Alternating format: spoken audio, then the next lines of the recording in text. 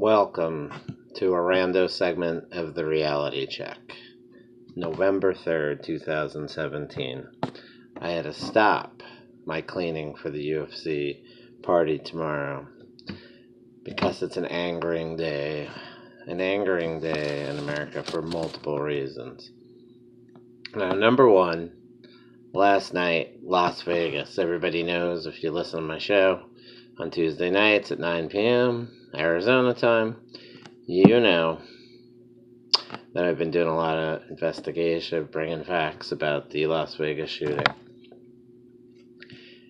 And look, the motive, they say, came out last night. The gunman was a narcissist who became depressed after losing significant money or amount of wealth, the sheriff says. So they're saying that, the sheriff was saying that Paddock had long ups and downs with money, but he lost a significant amount of his wealth September 2015, which may have been a determining factor on why he started building an armory of more than 40 weapons and meticulously planning every detail of the shooting. So we're supposed to believe that he was so mad that he meticulously planned out this attack. He was losing so much wealth that he spent maybe $100,000 on weapons. And then he was so mad that he rented how many hotel rooms over the past year at whatever price, because I'm sure they weren't all comped. But they were all comped. And then he also spent all this money drinking and still playing since that time, because he was still a big player. They knew about him. He obviously had enough to get comps everywhere. Then he rented out 2 suites because he was so broke. He was so broke he owned multiple homes. Everybody who knew him said he was a millionaire, right? But he's so broke, that's why he did this, because he lost significant wealth. So what, he only had 1 or 2 million left? And that's what made him so angry that he would do this. And so you would think, if that's the poor excuse for a motive we're going to get, one, you check his finances and you'll find that that's not true. But he was so broke, he just sent $100,000+ to his girlfriend to give to her and bought her a plane ticket because he was so broke. But if you want to go with that excuse line, like I'm saying, so why wouldn't he just go down to the casino and just start gunning everybody down there? He'd want to hit the pit bosses. He'd want to hit the casino management. Why would he shoot people at a concert across the street? Now, and then you have to read. You read the comments. And when I'm dealing with stuff like the UFC and people talking about this fighter and that fighter, the comments make you giggle. It's funny. Haha. With this junk, it's stupid. You have the people...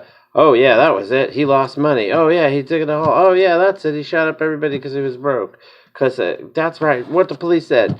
Bah, bah, the sheeple are coming.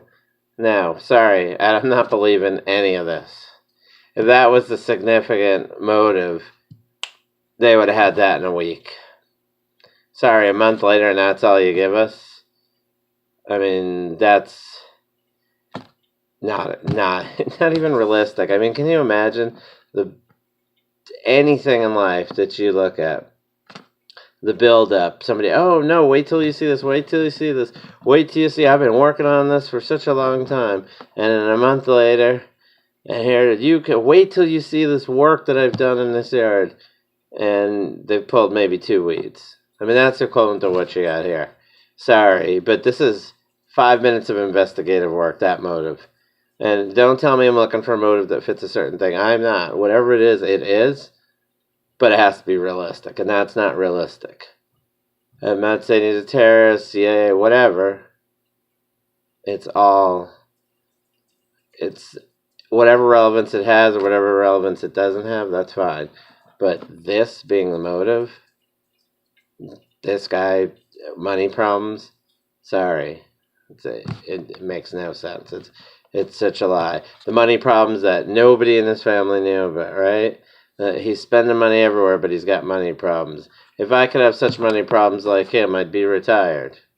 Please, stop. And not only when you get done with the annoyance of that, you get to sleep on it. Right? I'm trying to look at... I wrote myself a note. Do not curse. Do not curse. Do not curse. But it's just angering. You know, you get the other one today. Everybody knows. Bowe Bergdahl. Terrorist, friend of Obama, who he traded away 5 criminals for. Here's Bowe Bergdahl. He got fined $10,000 and he got discharged. Who really cares about his rank? His ranking got dropped. Ooh. That's like my ex-employer calling me up. Hey, you know that grocery store you managed? Well, guess what? We're going to just say you were an assistant manager now. Take that. Whoa. Here's a guy who's responsible for 5-6 deaths of soldiers. Service animal. Many more got wounded. Then we traded away 5 terrorists for him. And I know that's not his fault we traded away the 5 terrorists. That was Buddy Barack Obama's fault. But then those people have gone on to commit more crimes. And here it is, Bowe Bergdahl, not a day in jail. There are guys that sent emails that are in Fort Leavenworth.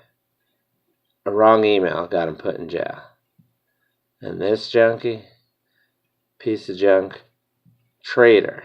That's right, traitor. Even in his own words, he admitted he was a traitor. Got let off with no jail time. No jail time. 14 years is what we were asking for. Not we, but I mean the government. That was nothing. And here it is now. Not even a day. And you'll see, this guy, I guarantee his lawyers will turn around and sue too. Oh, he was victimized. Donald Trump attacked him. Somebody dropped a tea leaf on his foot. He needs to sue for $1 million. He's America's next millionaire. Another hero of the left, like Chelsea Manning, out of jail and free. You know, like I say about Jeff Sessions, if you're not for justice, you're against it. And obviously, he's not for justice, so he's against it. So Jeff Sessions should step down. This judge should be thrown out. This sentence, tossed. It's garbage. We as American people have to see soldiers pay for the crap this guy pulled. Desertion and not even jail time. I mean, it's unbelievable how disgusting this is. A guy who walked away. He was part of the enemy. And then you hear morons saying, well, he was held captive for 5 years. One, we're not really sure if he was held as prisoner or was part of their organization. If he switched on over. We don't know if he's still part of their organization. But what we do know is it was his own fault. His own choosing. He's the one who put himself in harm's way. And he's the one who put our soldiers in harm's way. Like if you're a drunk driver and you put other people in harm's way, you pay a price. Whether somebody died or not. And now the fact that multiple people died from your actions as a drunk driver, you would pay a steeper price. And this guy paid no price at all. He basically got the equivalent of being terminated from his job. It's like working at a job and you don't show up, you walk off, and you leave the store open, and the store gets robbed. Not only should you be fired, of course, but you should be responsible for leaving that store open and everything missing. As a minimum, plus more damages. And this guy's not even, just got fired. You're firing someone who didn't even want to be there. So at the end of the day, the punishment is not only nothing, but he's going to make money off of this. I guarantee he's making money off of this. You think he's going to be unemployed for long? He'll be teaching at Harvard, right? I guarantee you, I've been working full time for like 28 years. And I'd apply somewhere, and he'd apply somewhere, and he'd get hired before me. Because he's a hero of the left. He'll get to teach in a major college before I would. Because he's a hero.